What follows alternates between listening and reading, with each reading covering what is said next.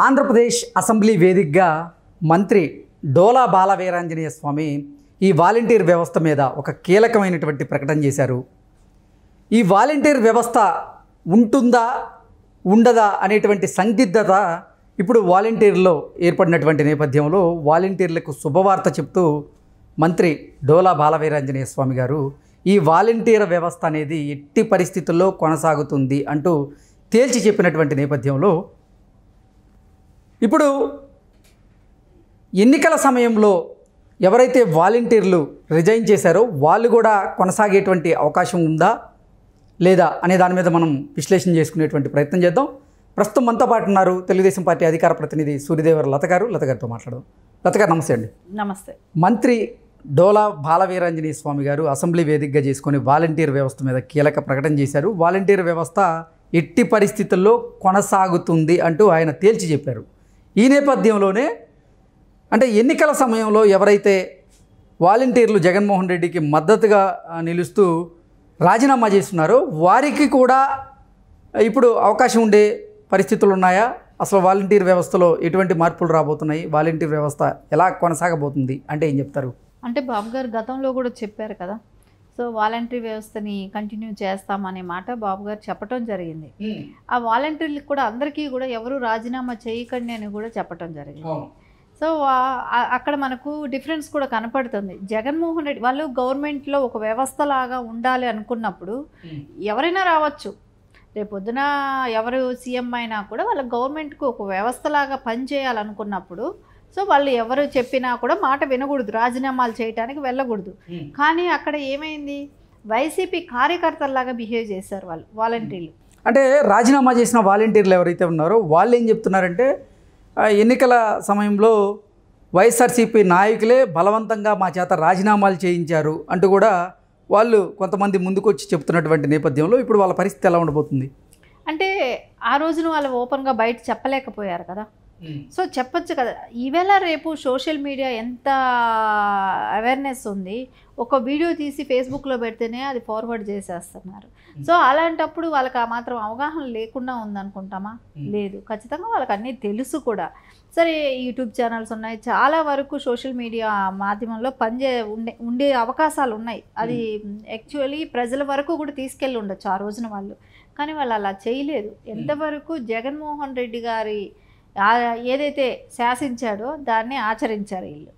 So వాళ్ళు ఎలా అనిపించారంటే జగన్మోహన్ రెడ్డి అంటే వాళ్ళే చెప్పారు, విజయసాయి రెడ్డి చెప్పాడు, ఓపెన్గానే చెప్పాడు, వాలంటీర్లంతా వైసీపీ కార్యకర్తలనే డిక్లేర్ చేశాడు. సో దానికి భయపడి చేశామనన్నా కూడా నమ్మే పరిస్థితి లేదండి. ఎందుకంటే ఖచ్చితంగా వాళ్ళు ఆ రోజు వ్యతిరేకించుండాలి. ఓకే, సో వ్యతిరేకించుండాలి, లేకుంటే అట్లీస్ట్ ఒక సోషల్ మీడియాలో ఎలాగైనా పోస్ట్ చేయొచ్చు, అది చేయలేకపోయారు.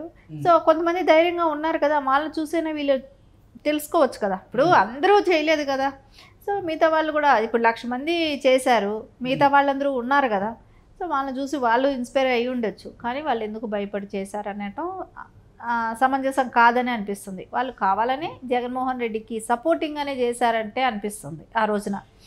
సో ఈ రోజున మళ్ళా వాళ్ళకి అందరికీ కూడా అసెంబ్లీ సాక్షిగా డోలా గారు చెప్పటం కానీ, సో ఆయన ఒక హామీ ఇవ్వటం కూడా, భరోసా ఇవ్వటం కూడా జరిగింది. సో ఖచ్చితంగా వాళ్ళకి రేపు పొద్దున 10,000 రూపాయలు రావటం, గౌరవ వేతనం, సో మిగతా ఎవరైనా మళ్ళీ రిక్రూట్ చేసే అవకాశం ఏమైనా అంటే తగ్గిన వాళ్ళు ఉంటారు కదా, సో వాళ్ళని ఏమైనా మళ్ళీ కొత్తగా ఇప్పుడు ఎలా అండి అంటే జగన్మోహన్ రెడ్డి సీఎంగా ఉన్న సమయంలో 2,70,000 మందికి పైగా వాలంటీర్లు ఉన్న నేపథ్యంలో కొంతమంది అంటే 1,04,000 మంది వాలంటీర్లు రాజీనామా చేశారు. మిగతా 1,70,000 వరకు కొనసాగుతున్నటువంటి నేపథ్యంలో ఇప్పుడు వారిని ఉంచేటువంటి అవకాశం ఉందా లేదా వారిని కూడా తొలగించి ఫ్రెష్గా రిక్రూట్మెంట్ చేసేటువంటి పరిస్థితులు ఉన్నాయా అంటే ఏం చెప్తారు? అంటే దీనిలో ఖచ్చితంగా బాబు గారు ఆ రోజైతే ఏదైతే చెప్పారో దానికి కట్టుబడే ఉంటారు. ఆయన మాట తప్పే మనిషి కాదు కాబట్టి, సో ఖచ్చితంగా ఆ రోజైతే బాబు గారు ఏం చెప్పారు, ఆయన మాట మీద ఎవరైతే నమ్మకంగా ఉన్నారో వాళ్ళందరికీ కూడా ఈరోజు ఆయన చెప్పినట్టు ఆ రోజు 10,000 చేస్తానన్నారు, అదేలాగా చేశారు. సో ఎవరైతే వాలంటీర్లు రాజీనామా చేయకుండా కొనసాగుతున్నారో వాళ్ళందరూ కూడా రానున్న రోజుల్లో కూడా కొనసాగే అవకాశం ఉంది. వారిని తొలగించకుండా వారికి గౌరవ వేతనం 5,000 నుంచి 10,000కు పెంచి ఇచ్చేటువంటి అవకాశం ఉందంటారా? ఖచ్చితంగా అదే చేస్తారు. 10,000 రూపాయలు ఇస్తానని చెప్పటమే కానివ్వండి, మేబీ ఇంకొద్దిగా అంటే 50 ఇండ్లకి ఒక 50 హౌసెస్కి ఒకళ్ళు అన్నట్టుండింది, ఇంకేమైనా కొంచెం పెంచుతారేమో. ఎందుకంటే గౌరవ వేతనం పెరిగింది, ఇంకోటి స్టాఫ్ 1 lakh మంది. అంటే మీరు ఇందాకే అన్నారు జగన్మోహన్ రెడ్డి హయాంలో వాలంటీర్లుగా సెలెక్ట్ అయిన వాళ్ళు ఎవరైతే ఉన్నారో వాళ్ళందరూ కూడా వైసీపీకి చెందిన వారే అంటూ విజయసాయి రెడ్డి మాట్లాడారు, కొన్ని వ్యాఖ్యలు చేశారంటూ మీరు చెప్తున్నటువంటి నేపథ్యంలో మరి వైకాపాకు చెందినటువంటి వారిని కూడా ఇప్పుడు కూటమి ప్రభుత్వం కొనసాగించేటువంటి ఆ పరిస్థితులు ఉన్నాయా, అవకాశం ఉందా అంటే ఏం చెప్తారు? అంటే బహిరంగంగానే జగన్మోహన్ రెడ్డి రాజీనామా చేయమని చెప్పటం జరిగింది. కానీ వాళ్ళు జగన్మోహన్ రెడ్డి చెప్పినట్టు వాళ్ళు రాజీనామా చేయలేదు అన్నప్పుడు సో వాళ్ళు జగన్మోహన్ రెడ్డి మాటని తిరస్కరించినట్టే కదా. సో అలాంటప్పుడు వాళ్ళని వైసీపీ కార్యకర్తలని ఎలా అంటాం? అనలేము. వాళ్ళు వైసీపీ జగన్మోహన్ రెడ్డి ఆదేశాలని తిరస్కరించారు. సో వాళ్ళు ఏమనుకున్నారు, మేము గవర్నమెంట్లో భాగం కావాలని కోరుకుంటున్నట్టున్నారు. సో ఆ అవకాశం వాళ్ళకి ఇవ్వాల్సిన అవసరం కూడా ఉంది. ఎందుకంటే ఆ రోజున ఏదైతే వాళ్ళు మాట మీద, బాబు గారి మాట మీదే కానివ్వండి, మనకు రాజకీయాలు అవసరం లేదు, మనం ఒక వ్యవస్థలో ఉన్నాం, సో దానికి కట్టుబడి పనిచేస్తామని ఎవరైతే అనుకున్నారో వాళ్ళు ఎవరు రాజీనామా చేయలేదు.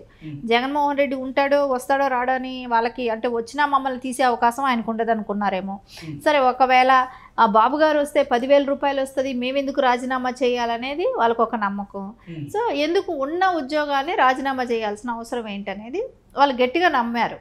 ఓకే, దీంతోనే వాళ్ళు ఇప్పటి వరకు కూడా కొనసాగించాలనే ఒక ప్రయత్నంతోనే ఉన్నారు. కాబట్టి ఆ రోజు జగన్మోహన్ రెడ్డి కూడా ఏమన్నాడు బహిరంగ సభలో, అప్పటికే రాజీనామా చేస్తున్నారు, ఒక వాలంటరీ 80 ఇండ్లకి చేయాలి అని అన్నాడు. ఆయన ఇచ్చే 5,000తో 80 హౌసెస్కి అతను వాలంటరీగా పనిచేయాల్సిన అవసరం ఉంది అని అన్నాడు. అంటే రిజైన్ చేయించేసి ఉన్న వాళ్ళతో 80 ఇండ్లకి పని చేయించాలనేది ఆయన ముందే స్కెచ్ వేశాడు. సో వాళ్ళు ఎవరైతే అతని మాట విని మోసపోయిన వాళ్ళు నష్టపోయారు. జగన్మోహన్ రెడ్డి మాట విని నష్టపోయిన వాళ్ళే ఇప్పుడు కనపడుతున్నారు, అంటే రిజైన్ చేసిన వాలంటీర్లందరూ. సో వీళ్ళందరూ జగన్మోహన్ రెడ్డి మాట వినకుండా, సో ఏదైతే చంద్రబాబు నాయుడు గారిని నమ్మారో, సో దాన్ని వాళ్ళు రిజైన్ చేయకుండా మేము గవర్నమెంట్లో ఒక వ్యవస్థలో మేము భాగం కావాలని వాళ్ళు ఏదైతే అనుకున్నారో, గవర్నమెంట్లో భాగంగా ఉండాలని అది వాళ్ళు కంటిన్యూ చేయాలనుకున్నారు. కాబట్టి ఈరోజు 10,000 రూపాయలు వాళ్ళకి గౌరవ వేతనం రావటమే కానివ్వండి, వాళ్ళందరూ కూడా సంతోషంగానే ఉంటారు కదా ఖచ్చితంగా. ఓకే, అంటే ఎన్నికల సమయంలో ఎవరైతే వాలంటీర్లు ఈ 104,000 మంది వాలంటీర్లు రాజీనామా చేశారో వారి స్థానాల్లో కొత్త వారిని తీసుకునే అవకాశం ఉందా, లేదా ఆ స్థానాలను ఇంకా పెంచేటువంటి అవకాశం ఉందా అంటే ఏం చెప్తారు? అంటే ఇప్పుడు ఖచ్చితంగా కొంచెం, అంటే 50 మందికి ఉన్నది అనేది కొంచెం పెరిగే అవకాశాలు అయితే కనపడుతుంటాయి. ఎందుకంటే గౌరవ వేతనం కూడా పెరిగింది, వాళ్ళకు కూడా కొంచెం వర్క్ కూడా ఉంటుంది కదా, ఇంకొంచెం ఎక్కువ హౌసెస్ ఇవ్వటమే, తక్కువైన వాళ్ళని మళ్ళీ రిక్రూట్ చేసుకోవటం కూడా జరిగే అవకాశాలు ఉంటాయి. సో దానిలో కూడా కొంతమంది బాగా చదువుకున్న వాళ్ళు కూడా ఉన్నారు. కాబట్టి అంటే ఇంజనీరింగ్ చదివిన వాళ్ళు, డిగ్రీ చేసిన వాళ్ళు, వాళ్ళకి అంటే బాబు గారు గతంలో కూడా చెప్పారు, వాలంటీర్స్గా ఉన్న వాళ్ళు గతంలో బాబు గారు చెప్పిన దానిలో కూడా, సో వీళ్ళకి ఏమైనా బెటర్మెంట్ దొరికినప్పుడు ఖచ్చితంగా మళ్ళీ రిక్రూట్ చేసుకునే అవకాశం కూడా ఉంటుంది కదా వాలంటీర్లుగా, వేరే వాళ్ళని, కొత్త వాళ్ళని. అంటే వాలంటీర్ వ్యవస్థలో కొన్ని మార్పులు జరగబోతున్నాయని, కొన్ని నియమ నిబంధనలు పెట్టబోతున్నారు అనేటువంటి వార్తలు అయితే వచ్చినాయి. ఒక గ్రామానికి వచ్చేసి 5 వాలంటీర్లు మాత్రమే ఉండే అవకాశం ఉంది అంటూ కూడా కొన్ని వార్తలు అయితే, తప్పుడు వార్తలు వచ్చేటువంటి వస్తున్నాయి. కాబట్టి ఏంటి వాటి మీద ఏదైనా క్లారిటీ వచ్చే అవకాశం ఉందా? ఖచ్చితంగా కొన్ని ఎంత అయితే ఆ ఊర్లో ఆ జనాభా ఎన్ని హౌసెస్ ఉన్నాయి దాని ప్రకారం తీసుకుంటారు, కానీ గ్రామానికి 5 అనేది అయితే ఉండకపోవచ్చు. ఎందుకంటే ఒక గ్రామంలో 100 ఇళ్ళే ఉంటాయి, 100 మందే 100 ఇళ్ళే ఉండొచ్చు, ఒక గ్రామంలో 50 ఉండొచ్చు, ఒక గ్రామంలో 300 ఉండొచ్చు. ఇలా ఎక్కడ చిన్న గ్రామాలు ఉండొచ్చు, కొంచెం పెద్ద గ్రామాలు ఉండొచ్చు. దాన్ని సరిపడా ఉన్న జనాభాకి సరిపడా ఈ విధంగా తీసుకుంటారే కానీ ఒక గ్రామానికి 5 మంది ఇవ్వాలనేది అయితే రూల్ అయితే ఉండకపోవచ్చు అని అనిపిస్తుంది. ఓకే అండి, థ్యాంక్ యూ. Thank you.